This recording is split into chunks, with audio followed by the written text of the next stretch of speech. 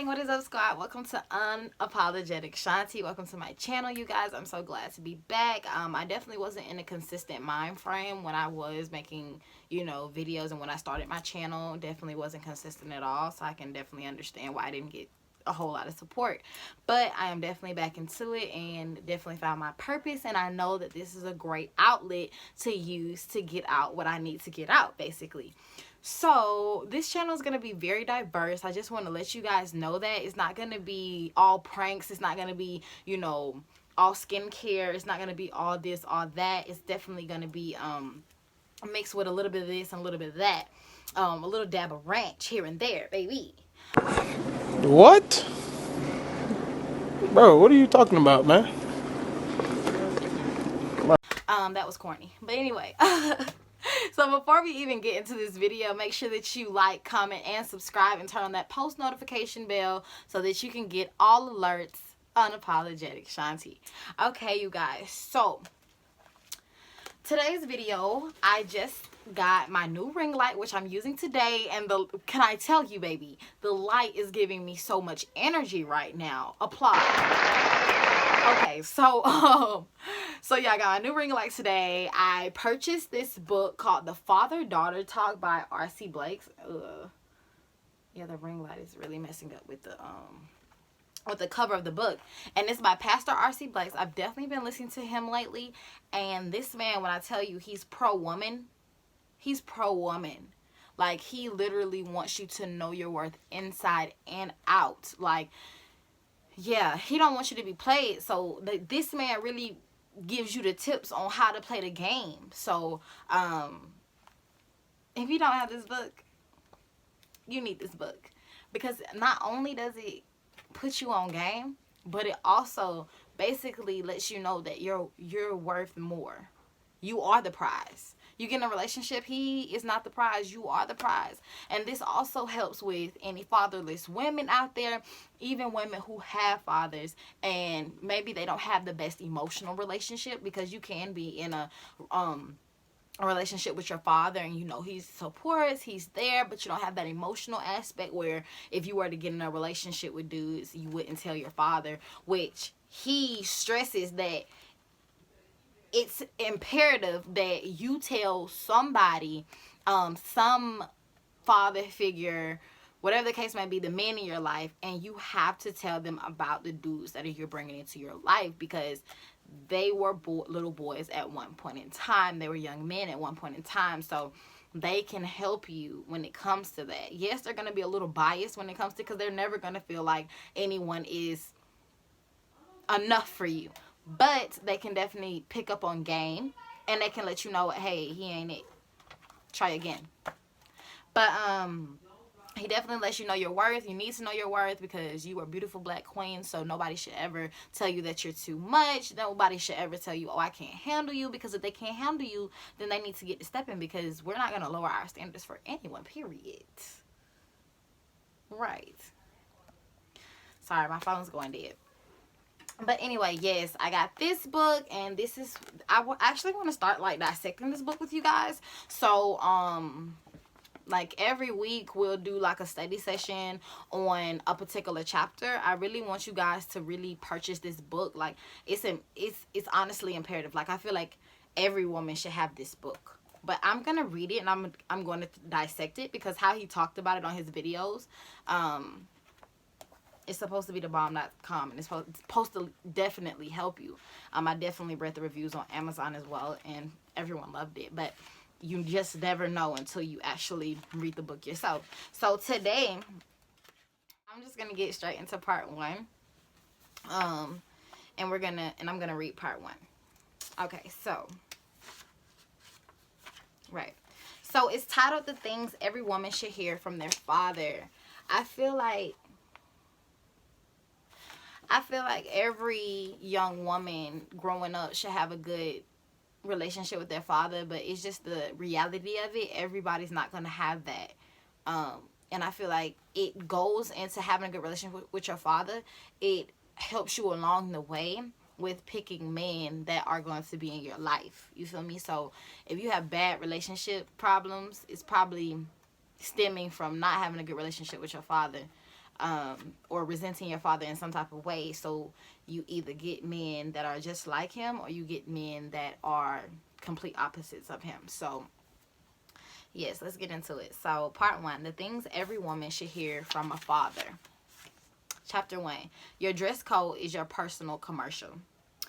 It was evening, and I was reading through some Facebook postings of friends, family, and church members, and there it was. It was a message from a young lady who was visibly attractive and obviously intelligent. Based on her use of words, in spite of the initial positive impression, the posting quickly turned bizarre. As I continued to read, she wrote something that had the undertones of a woman not short of clueless. In her post, she was addressing other women. She said, "Try your brains. Use your articulation and your education. When all else fails, fall back on your booty." As in derriere, behind, bottom, or buttocks. I was shocked. All I could visualize were my daughters and nieces and how I would feel had they posted something so self-abasing. In essence, her message was, use the promotion of your body to get ahead in this world. Use your bottom to get to the top.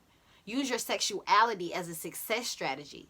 Unfortunately, this person had been conditioned to believe that her future is behind her. Think about it. How sad. The spirit of that posting seems to be the prevailing mindset of young and even older women today. Many actually feel that they must flaunt themselves as sexual objects to solicit the attention of men. This mindset promotes overt sexuality in the way a woman adorns herself for the world to see. She finds herself exposing more and more of her flesh in an attempt to garner the interest she craves from society, and specifically men. Again, this is another sad consequence of the moral deficiency and judgment to which a fatherless generation of women fall victim. For Christian women to flaunt their body and sex appeal as the primary message for all to see is most contradictory. The Bible has very specific standards concerning the dress code of female believers. The Apostle Paul wrote to the young pastor Timothy pertaining to his important topic, in like manner also that women adorn themselves in modest apparel, with shamefastness and sobriety, not with braided hair or gold or pearls or costly array, but which becometh women professing godliness with good works. 1 Timothy 2:9-10. The text is really not a detailed document on appropriate feminine attire. Rather, it is a principal text highlighting certain values that should be consistent with every Christian culture and time period relative to the woman's approach to her wardrobe and dress. It is a principle that alters itself from one generation to the next. What was considered modest and acceptable attire in Paul's time won't apply today. What was conservative apparel in the 1960s does not apply in the 21st century. However, the basic tenet of the principle is transferable to every generation. No woman in any era should use public attire to stir sexual excitement. Let your dress code be consistent with your moral code. Now, we're going to stop right there. So, I want to just dissect that little bit that we just read, because before chapter 2 is kind of, it's not lengthy, but on this, to respect the time of the video, I'm not going to go into the whole chapter, but I just want to stop there actually. So, let your dress code be consistent with your moral code. Now, just thinking about that and just actually reading that, and basically this whole beginning of this chapter is based on your attire and how you present yourself to the media and to society, and the clothes that you wear definitely correlate to how you think about yourself and how much you respect yourself. You know, I'm not one of those people that you just, you have to wear this and you got to wear this to be respectful. No, I'm an open person. I feel like you should be able to wear what you like. You know what I'm saying? Like, as long as it's like, I don't know. Because honestly, I wear crop tops and I wear, the Daisy Dukes, but not too dookie, because why did I say dookie? Just I wear the Daisy Dukes, but I don't wear them, half inch below the hoo-ha because my mama didn't play that. But I wear shorts and I wear skirts and I wear rompers and, woo woo woo. I wear all of that. So definitely not judging anyone on that factor. But I feel like it comes to a point in time where if you're using your attire to stir up sexual excitement, like he says in the book, and basically trying to get attention from males. Now I'll tell you this.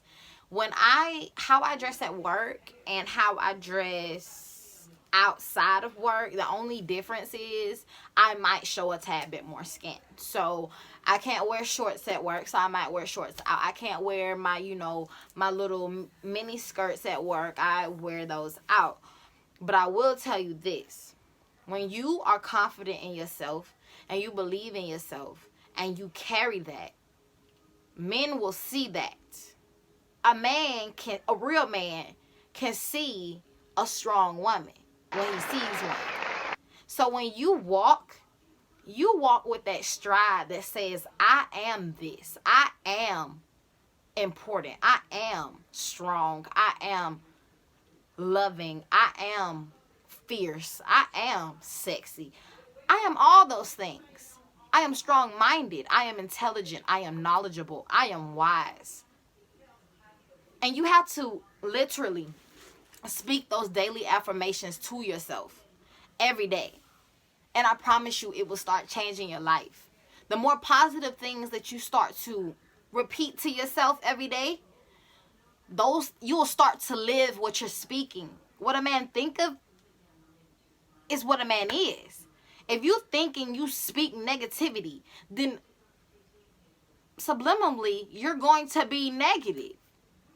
You're going to be negative. And not only are you going to know you're negative, other people will start noticing that you're negative as well. So, I feel like if you respect yourself, you know your worth. And I feel like we're all going to, every day you're going to continue to know a little bit more about yourself. Yes, I'm confident in myself. Yes, nobody can tell me what I am and what I am not. I'm that confident. But yes, sometimes I have insecure moments where I feel a little in my shell a tad bit. It doesn't happen very often, but you have to truly believe that you are that chick. You are that woman. You have to truly believe that. Because the minute that you believe that, nobody in this world will ever be able to tell you anything about yourself. Because you will already know that. You are a queen. I just want to go ahead and tell you straightforwardly that you are a queen. And yes, you might have made some mistakes. But I feel like, one thing about it, I feel like everyone shouldn't be judged by their past. Because we all have some grimy past. We all have things that we're not so proud of, And we don't want to be judged by it every day of our lives. I feel like everybody has that opportunity to get it right another time. God didn't flock around people who were perfect or were close to perfect. God hung around the most grimiest, wickedest people ever. God changed Saul's life. You know Paul? That was Saul at one point. The one who persecuted Christians. If you can go from a murderer to that's a miracle. If people can just honestly forget about what you've done, not so forget about it, but you can move on without being ridiculed and reminded that you were what you were. If you can be uplifted on a pedestal where God allows you to repent of your sins and that you can continue to go on in life, then what can he do for you? What can he do for you? Times 10. He can do times 10, times 100 on what he did for Paul. So you just have to believe. You have to have faith. I'm a real spiritual person. I really love I hear you, mama. I'm a real spiritual person. I love the Lord with every bone, every fiber of my being, literally. And I know I don't push my religion on people. I'm not one of those people that's like, oh yeah, well you have to follow the Lord, and if you don't follow the Lord, then you're gonna be, damned to hell, or whatever the case may be. I evangelize the people. I've evangelized the people that don't even know a hoot about Christianity. It's because of my approach on Christianity. It's my approach on my religion. It's my approach on God. Like, when you come at somebody who's not real religious and you come at them too strong, they don't know how to handle that, honestly. And I could honestly feel, if I wasn't in the position that I am in my religion, then I would feel a little ambushed. So you definitely have to approach it at a different angle. So I'm saying this to say this. The beginning of this book is already about self-worth. You need to know your worth. Because the minute that you break down yourself, not just the physical, but the mental and the spiritual, once you understand who you are, and once you understand your purpose, queen, then you can start really living. And on top of that, you won't need a man to make you happy. It's all fine and dandy to have somebody there. Somebody give you a good morning text, call you every day, buy you a meal, buy you gifts for no reason. That's cool and all. But if you don't know yourself and he turns out to be abusive, even though he's doing those nice things and he's nice in the beginning and he's doing all those nice things, and then he turns out to be the biggest butthole in North and South America, and then he's abusive physically and mentally. Mental abuse and physical abuse, I feel, go hand in hand, because if you can break me down physically where I'm unrecognizable to anybody who sees me, almost unrecognizable to myself, because you start to lose yourself once you're abused. But that mental, so you can abuse me physically and I can still leave and still, have that strength. It just means that I didn't win that battle, but I can walk away. But when somebody has power over your mind, when they truly have power over your mind, they can dictate what you do, where you go, who you're friends with, this and that and this and that, because they have power over you. So every time you're making a decision, you're thinking about what they would do if you do this, what they would do if you go this place, so and so and so and so. And I'm just telling you right now, queen, you don't need, if you're in that type of relationship where it's mental and physical abuse, or vice versa, either one, you got to get out of there. You got to get out of there, because it's not safe.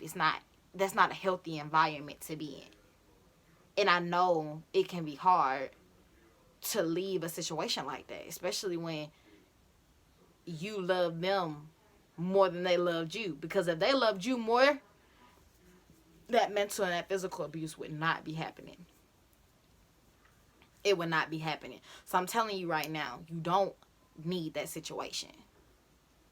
You don't need that situation, because it's not healthy and it's just not worth it. Losing your life or losing yourself over a man, a little boy, a grown boy. He loves saying this. RC Blakes loves saying a grown boy. That's a grown boy. That's not a grown man. That's not a grown man. So I honestly urge you to find some kind of self-worth. Speak. Even just speaking to yourself 5 minutes in the beginning of the day. Looking in the mirror saying, I am beautiful.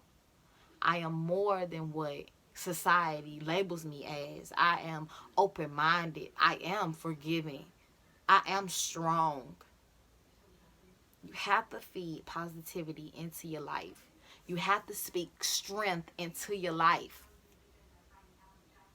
Because the minute you start believing in who you are and while you're here, then nobody in a relationship or friendship, they will never be able to tell you something that you're not. And on top of that, they'll never be able to allow you, you'll never do something that you don't want to do. Well, you guys, this conversation was very heated, very good, very nice. I think I'm just going to reference this book. I don't think I'm going to, read it to you guys. So I'm just going to reference this book and quote from this book. I'm actually going to read it before I, make a video like this. Unlike today, because I just actually got the video today, and this video was not even planned. It was off the fly. So yes, the father and the daughter talk. I think you should purchase it. I definitely think that it's worth purchasing. So yeah, you guys, thank you for tuning in today. Make sure that you like, comment, and subscribe. Turn on that post notification bell. Definitely more videos to come. Love you guys so much. Have a wonderful, marvelous, extraordinary, blessed day, and period.